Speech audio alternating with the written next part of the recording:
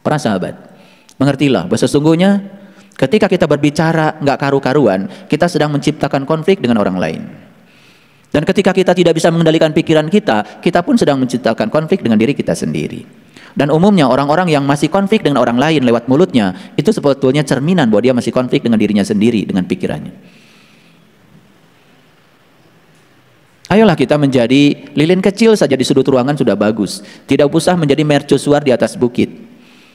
Sampaikan berita-berita yang menenangkan, menyenangkan. Bukankah tugasnya Rasul itu tadi 3? 1, menjadi saksi.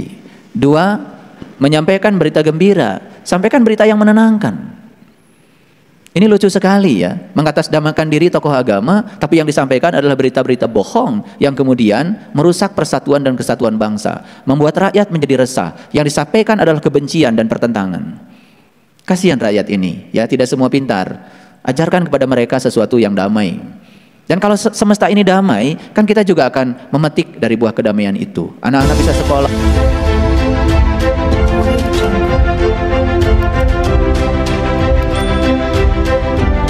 Gitu. Bukan orang-orang yang ahli pidato. Kalau ahli pidato ya cuma meluncur saja dari mulutnya kata-kata, tapi kata-kata yang meluncur dari mulutnya sesuatu yang tidak terjadi di kolbunya. Itu yang disebut dengan dusta. Tapi lucu memang kehidupan. Orang-orang yang meluncurkan kata-kata dari mulutnya dusta, tidak terjadi di kolbunya, itu yang dipercaya. Tapi orang-orang yang meluncur dari mulutnya adalah kata-kata yang benar, pengalaman spiritual yang terjadi di kolbunya, itu yang tidak dipercaya. Dan itu yang akan didustakan. Jadi orang-orang yang berdusta tidak akan didustakan, sama-sama dusta kok. Tapi orang-orang yang ngasih peringatan yang benar, itu yang akan didustakan. Jadi siapapun yang berkata benar akan didustakan. Siapa yang berkata dusta, oh sama-sama dusta, siapa yang akan mendustakan? Jadi kalau orang yang berkata dusta pasti banyak pengikutnya. Tapi orang yang berkata benar sedikit pengikutnya. Karena apa? Didustakan. Makanya saya menyampaikan dulu data tadi. Data dulu. Jadi kalau Nabi Nuh didustakan, Nabi Hud didustakan, Nabi Saleh didustakan, Nabi Lut didustakan, Nabi Syuaib didustakan, semua didustakan. Nabi Musa pun didustakan. Ya? Siapa yang mendustakan Nabi Musa? Fir'aun. Fir'aun dapat siksa kubur enggak? Fir'aun dapat siksa kubur enggak? Enak nggak dapat siksa kubur, nggak dikubur. Nabi Musa dapat siksa kubur nggak? Nabi Musa dikubur. Enakan mana Musa sampai Firaun? Ini kadang-kadang ketololan ini kan tidak pernah disadari. Ini karena kurang-kurang jalan-jalan. Pergi ke Mesir, lihat di sana Firaun. Begitu saya masuk ke museum Fir'aun, saya terkejut, ternyata Fir'aun itu banyak. Saya pikir dulu cuma satu. Begitu saya masuk di situ ada ratusan itu, ya, yang di mumi. Saya tanya itu sama tour guide saya, ini siapa? Fir'aun Pak. Ini Fir'aun Pak. Ini Fir'aun. Loh, banyak ternyata Fir'aun itu dari beberapa generasi. Di mumi, tidak dikubur. Enak ya, Fir'aun gak dapat siksa kubur. Kadang-kadang saya harus ngomong begini supaya ngerti. Ada orang yang mati dikubur, ada orang yang mati dibakar. Enakan mana? Mending dibakar dong, gak dapat siksa kubur. Karena begitu kita ngomong kuburan, langsung yang terpikir itu seonggok tanah. Padahal kuburan itu jasmani kita, yang terkubur itu jiwa kita. Bahkan dari sekarang sebetulnya jiwa kita sudah menderita, mendapatkan siksaan dari diri kita sendiri, karena jiwa kita ditipu oleh pikiran kita sendiri. Bahkan apa kata pikiran bukan sekedar didengar, tetapi diikuti. Padahal pikiran itu dari palsu kita. Siksa kubur sudah berlangsung dari sekarang. Siapa yang disiksa? Yang disiksa itu yatim yang ada dalam diri kita. Siapa yatim? Yatim itu yang tak beribu, yang tak berbapak. Yatim itu adalah jiwa kita yang tidak pernah dilahirkan. Kalau yatim itu adalah manusia, semua kita juga akhirnya akan jadi yatim. 7,7 miliar penduduk bumi semuanya yatim. Gimana ngurusnya? Semua yatim, saya juga yatim. Saya udah nggak punya ibu bapak, dan siapa di tempat ini yang ibu bapaknya abadi? Pasti ibu bapaknya akan mati. Dan ketika ibu bapaknya mati, kan kita jadi yatim. 7,7 penduduk bumi pasti yatim semua. Gimana menyantuni mereka? Yatim semua. Yang jadi presiden yatim, yang jadi menteri yatim, yang jadi gubernur yatim. Mau dibikin pantinya buat mereka begitu?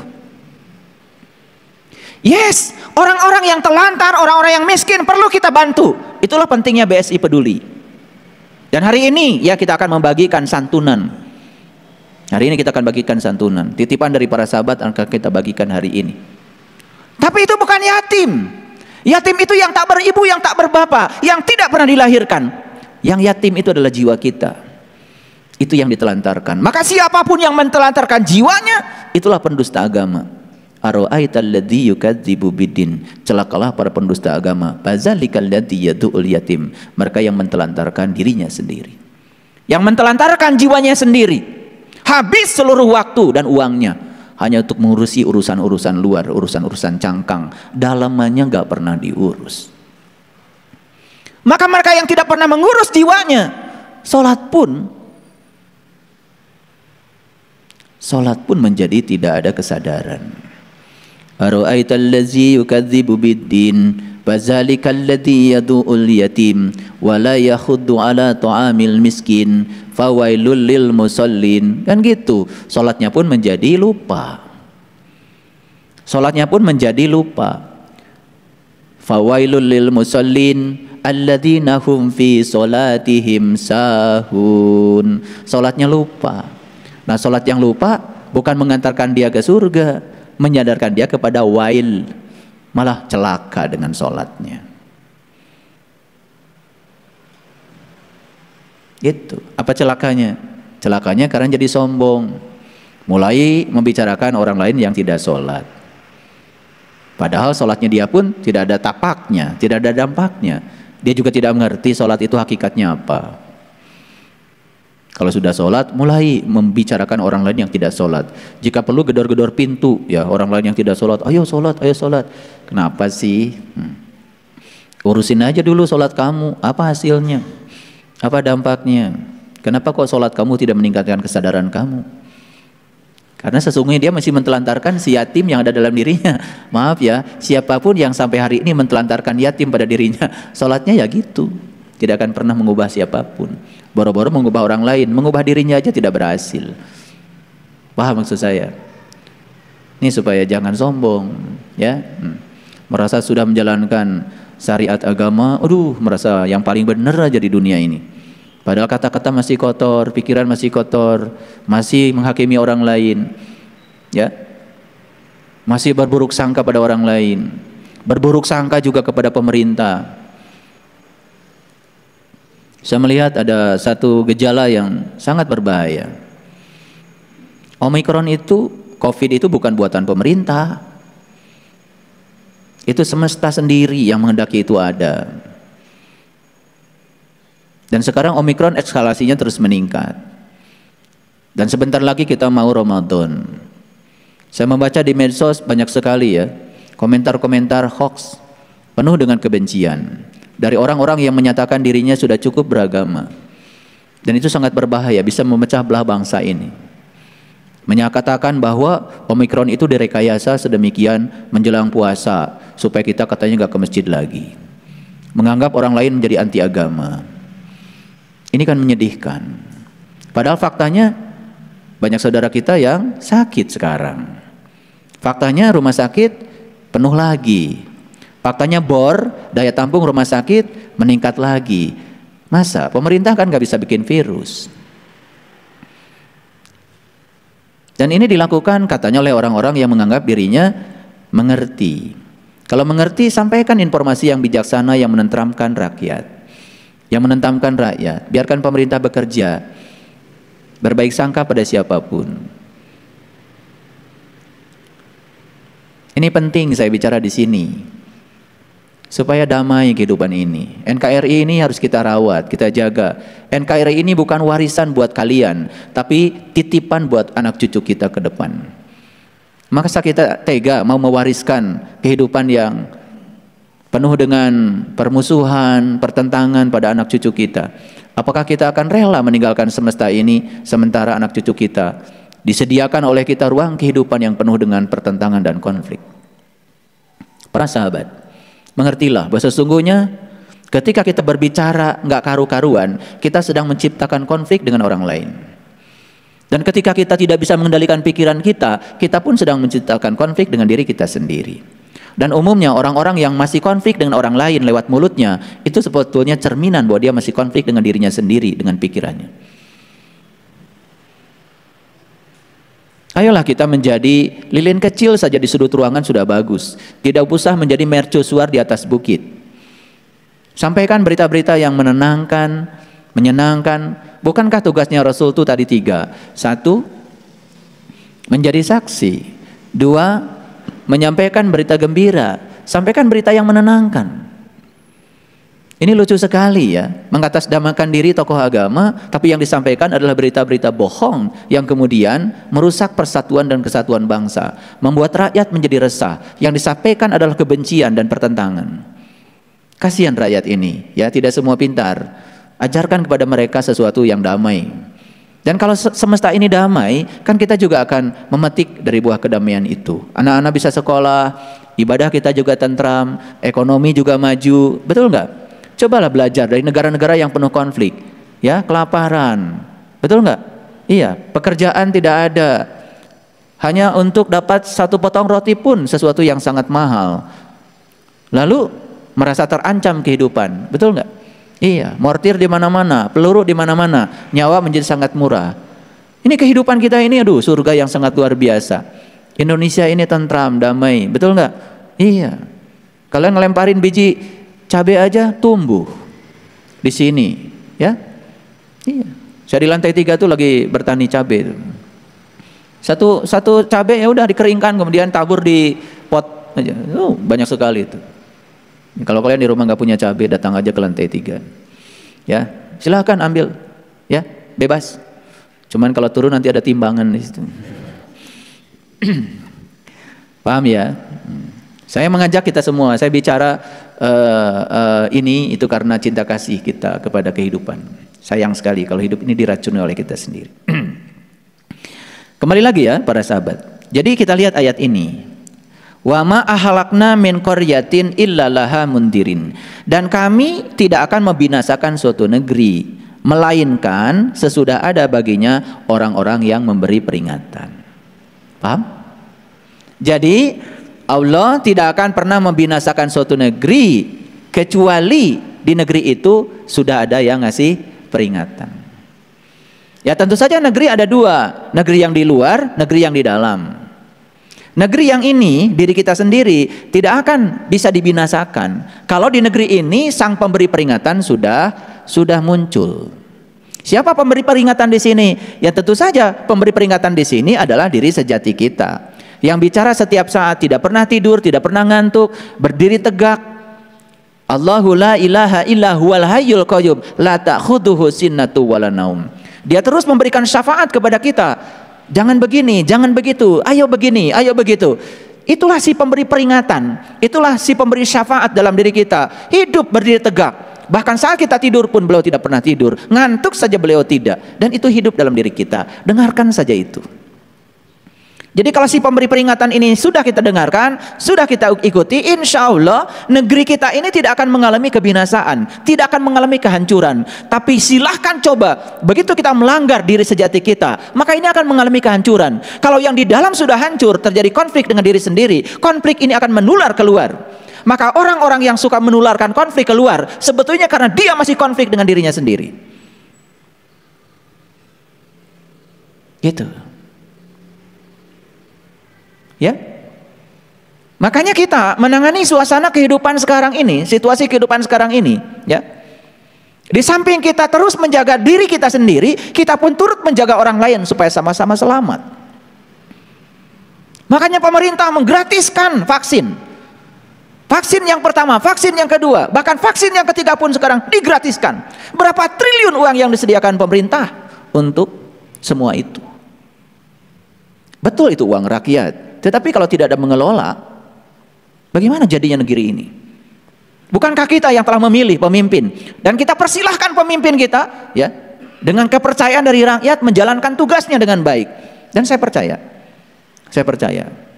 di negeri kita ini kan banyak sekali ulama, penasehat. Tidak mungkinlah ya pemimpin berjalan sendiri lalu melanggar aturan-aturan dan norma-norma yang berkembang dalam kehidupan masyarakat. Dan kita pun jaga prokes, ya. Makanya kemarin saya men-share ya sebuah tulisan yang bagus sekali, menyejukkan dari Menteri Kesehatan Portugal. Dan saya sudah share di grup Isbatul Yakin 1 dan 2. Saya harapkan itu bisa menenangkan. Kita tetap menjalankan kehidupan seperti biasa dengan menjaga prokes, jangan juga terlalu panik. Ya, begitu. Baik, ya. Kemudian saya ingin lanjutkan nih ayat yang ini ke atas dulu ya. Ulangi lagi. Jadi negeri ini, kalau sang pemberi peringatan di negeri ini sudah hidup dan kita dengar peringatannya, kita ikuti peringatannya, insya Allah negeri ini tidak akan mengalami binasa, tidak akan mengalami kerusakan. Kalau negeri ini sudah seperti itu, maka negeri ini juga akan membangun negeri lain di luar diri kita. Itu yang pertama. Yang kedua, zikra wa ma kunna dzalimin, ya, untuk menjadi peringatan, dan kami sekali-kali tidak akan berlaku zalim. Ayat 110, ayat 210. Wa ma nazal, ya, wa ma tanazzalat bihi syaiton. Wa ma tanazzalat bihi syaiton, dan itu bukanlah dibawa dan diturunkan oleh syaitan. Jadi peringatan yang muncul di negeri ini, hati-hati itu ya. Kalau peringatan dari diri sejati kita, jelas itu bukan dari syaitan. Makanya peringatan dua, satu peringatan dari diri sejati kita, dari kesadaran, satu lagi dari syaitan. Apa syaitan? Syaitan itu adalah kegelapan pikiran kita sendiri. Dan saya sudah jelaskan berkali-kali, syaitan itu adalah kegelapan pikiran sendiri. Syaitan itu sebetulnya ketidaksadaran kita. Itu wujudnya dari syaitan, bukan sebuah entitas yang diciptakan Tuhan untuk menggoda kita. Tapi syaitan itu adalah ketidaksadaran kita sendiri, kegelapan kita sendiri. Dan kapan kita mengalami kegelapan? Tepat pada saat tidak ada cahaya dalam diri kita. Makanya begitu tidak ada cahaya yang muncul kegelapan, begitu ada cahaya tidak ada kegelapan. Jadi apa sesungguhnya kegelapan itu? Kegelapan itu ketidakhadiran cahaya. Begitu cahaya tidak hadir, kesadaran tidak hadir, maka pikiran kita akan menjadi setan bagi diri kita sendiri. Itu yang sering tidak kita hiraukan. Itu yang membuat kita tidak bisa mendengar. Karena kebisingan pikiran kita sudah cukup membuat suara kebenaran dalam diri kita nyaris tak terdengar. Ini ayat keren banget, ya. Jadi ini ayat tidak cerita Al-Quran, tidak ada kata-kata Al-Quran. Wa ma tanazzalat bihi syaitan, tidak cerita Al-Quran. Jadi kalau di terjemahnya ada Al-Quran, ya itu terjemahnya aja harus diperbaiki. Wa ma yambaghi lahum wa ma yastati'un, dan tidaklah patut mereka membawa turun itu, dan mereka pun tidak akan kuasa. Ya. Kemudian ayat 212, ya. Innahum anisyam'i, ya, lama zulun. Ya, sesungguhnya mereka benar-benar dijauhkan dari mendengarkan kebenaran. Ini saya kasih tahu. Ketika kita mendengarkan suara dari kegelapan pikiran kita sendiri, sebetulnya kita sedang dijauhkan oleh kita sendiri dari kebenaran. Setuju? Setuju? Jadi siapa yang menjauhkan kita dari kebenaran? Bukan setan yang di luar diri kita, yang sering disebut-sebut banyak orang itu. Yang menjauhkan diri kita dari kebenaran adalah pikiran gelap kita sendiri. Makanya tempo hari saya menjelaskan 8 cara kegelapan pikiran itu merayu kesadaran. Salah satunya adalah kamuflase. Berikutnya adalah menipu. Berikutnya adalah menghasut. Berikutnya menimbulkan angan-angan yang tinggi. Berikutnya adalah menimbulkan rasa putus asa. Berikutnya adalah bahkan juga meremehkan. Itulah cara pikiran bawah sadar, pikiran gelap yang disebut dengan syaitan tadi, ya, mempengaruhi kesadaran kita. Begitu kita tidak mendengar kesadaran kita, karena kita mendengar suara yang datang dari kegelapan pikiran kita sendiri, sebetulnya kita sedang menjauhkan diri dari kebenaran. Dan ketika kita menjauhkan diri dari kebenaran, ada yang salah? Tidak ada yang salah. Kita juga akan diajarkan untuk memetik pilihan kita sendiri.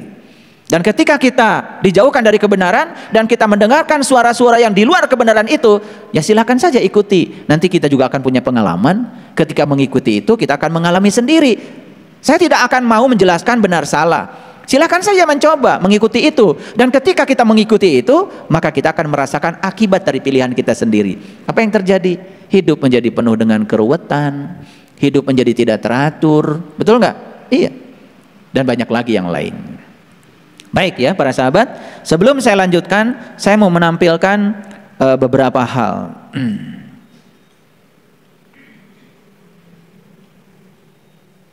Oke, sebelum saya masuk ke sini, maaf ya, saya masuk dulu ke ayat ini. Sebentar ya, ini belum tuntas. Oke, nah, wa andir ashirataka, ya, akrobin, al-akrobin. Dan berilah peringatan kerabat-kerabatmu yang terdekat. Bisa nggak kita memberi peringatan? Bisa nggak kita memberi peringatan? Bisa kalau kita sudah ingat. Dan kita tidak akan bisa memberi peringatan kalau kita belum ingat. Makanya mulai dari mana kalau gitu peringatan? Dari diri sendiri.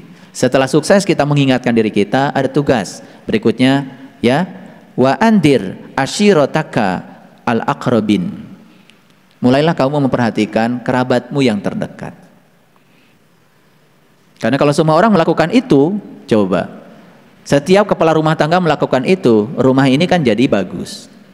Di rumah ini juga jadi bagus, masyarakat jadi bagus. Betul nggak? Keseluruhan negara jadi bagus. Kan sebetulnya begitu. Kalau semua kita bertanggung jawab pada yang terdekat aja dengan diri kita, itu sudah keren menurut saya. Makanya jangan dulu berpikir bagaimana kita berarti bagi masyarakat. Yang paling sederhana aja dulu. Bagaimana kita berarti bagi orang terdekat aja dengan kita. Itu dulu, ya. Jangan pencitraan keluar, kemudian di dalam amburadul. Banyak sekali yang bagus di luar, tapi di dalamnya amburadul. Itu yang keliru ya. Itu sudah tidak bisa dipercaya lagi, ya. Nah itulah yang saya sebut tadi, ya. Orang-orang yang tidak berhak sebetulnya memberikan peringatan, dia juga belum ingat. Tapi keluar seakan-akan dia pemberi peringatan. Masih khutbah di mana-mana, yang dihutbahkan itu sesuatu yang tidak terjadi dalam kolbunya. Itu yang disebut dengan dusta. Ya, perhatikan. Jadi ini ayat keren banget, ya. Wa andir ashiratakal al-aqrabin. Jadi, ya, berilah peringatan kepada kerabatmu dulu yang terdekat. Makanya ngukur keberhasilan hidup, jangan tanya orang lain. Tanya yang terdekat dulu. Ya. Jadi kalau jadi suami ngukur sudah berhasil atau belum, ya tanya istrinya dulu. Setelah itu tanya anak-anak, gitu kan? Jangan tanya Pak RT, jangan tanya Pak RW, jangan tanya juga orang di luar diri kita. Tanya yang terdekat dulu. Jangan-jangan kita pulang ke rumah disesali oleh mereka.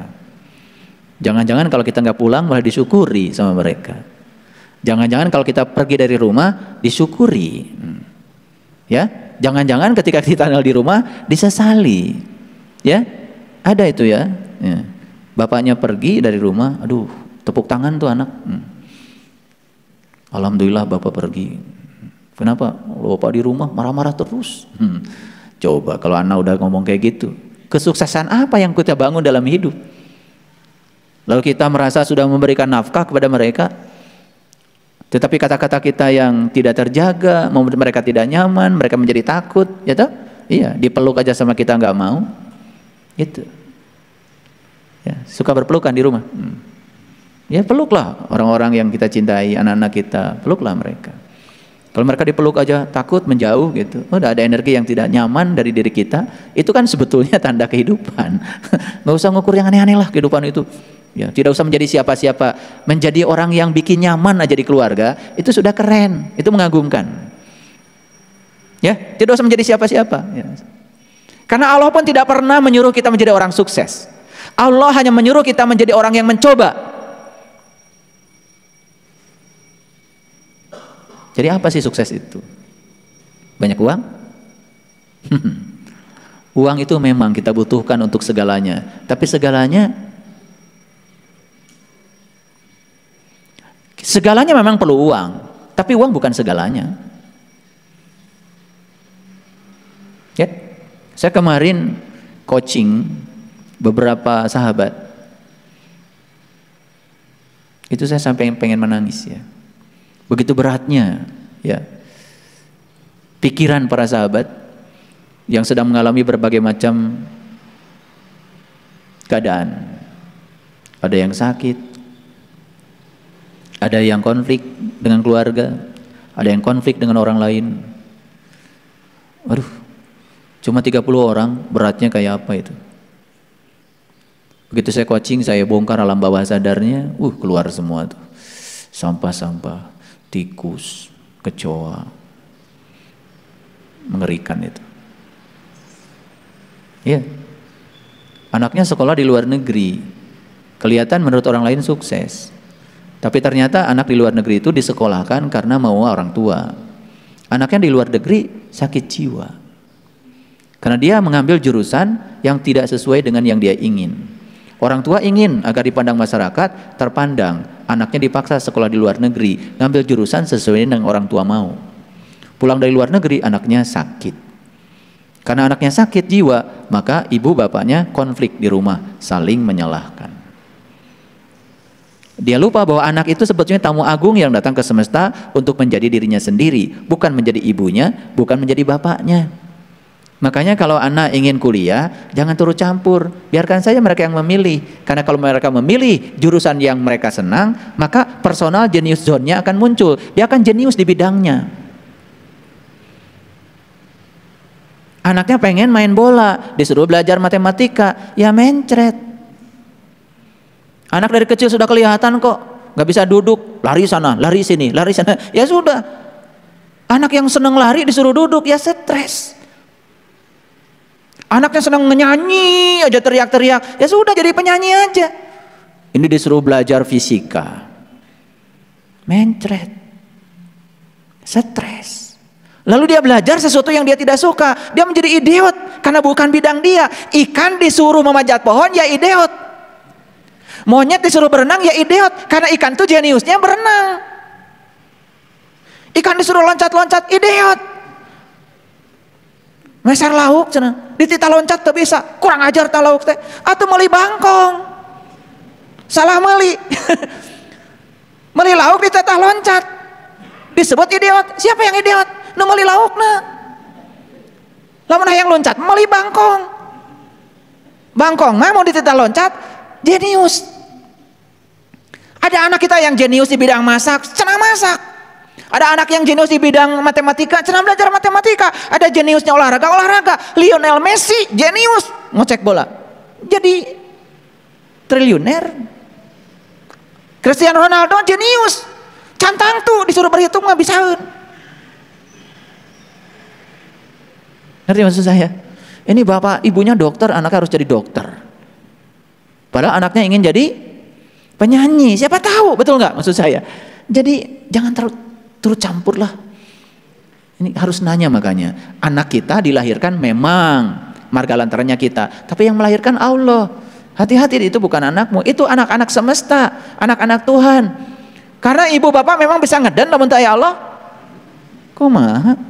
Bisa ngeluarkan anak teh daya Allah dina diri urang. Anu ngeden teh saha eta teh? Urang mangan jadi marga lantaran mereka lahir. Setelah lahir hati-hati, bukan anak kita, itu anak semesta, diutus ke semesta untuk menjadi tamu agung, menjadi kepanjangan tangan Allah, untuk menjadi tangan-tangan Allah, menyampaikan cinta kasih Allah. Nah, ikut campur wae ka jodoh-jodoh ngiluan. Kumaha itu. Jadi Pak Baliut, itu arah rasup ke rumah sakit jiwa. Iya. Banyak sekarang tuh anak yang stres, menjalankan pernikahan tidak bahagia. Karena apa? Dijodohkan ke indung bapana. Tega itu indung bapana. Ini saya ngomong gak keras nih. Sugan areling. Ya. Nah, ayat 216. Fa'in asauka fakul inni bariun mimma ta'malun. Jika mereka, nih mereka itu siapa? Para kaum yang mendustakan para rasul. Dan jika mereka benar-benar mendustakan para rasul, mendurhakai kamu, di sini nih para rasul masih ada kaitan dengan ayat sebelumnya. Apa yang harus dikatakan para rasul? Sesungguhnya aku tidak bertanggung jawab terhadap apa yang kamu kerjakan. Itu. Walaupun yang namanya para rasul, para sunan, para wali, para bijak, para suci, tentu saja kalau ada kaumnya yang mendustakan, pastilah prihatin, ya, pasti sedih. Nabi Muhammad aja mau meninggal, yang dipanggil itu kan bukan keluarganya, bukan hartanya, tapi umatku, umatku, umatku. Itu karena kecintaan beliau begitu besar perhatiannya kepada umat. Betul? Iya. Tentu saja mereka tidak sedih, tapi prihatin. Kenapa mereka tidak sedih? Ya mereka sudah melampaui sedih dan gembira, sudah mencapai kesadaran. Tapi keprihatinan pasti ada. Itu. Jadi saya menyampaikan selamat nih untuk para sahabat, ya, yang masih tekun datang ke tempat ini. Saya juga menyampaikan selamat untuk para sahabat yang tidak datang di sini. Bingung kan? Bingung apa tidak?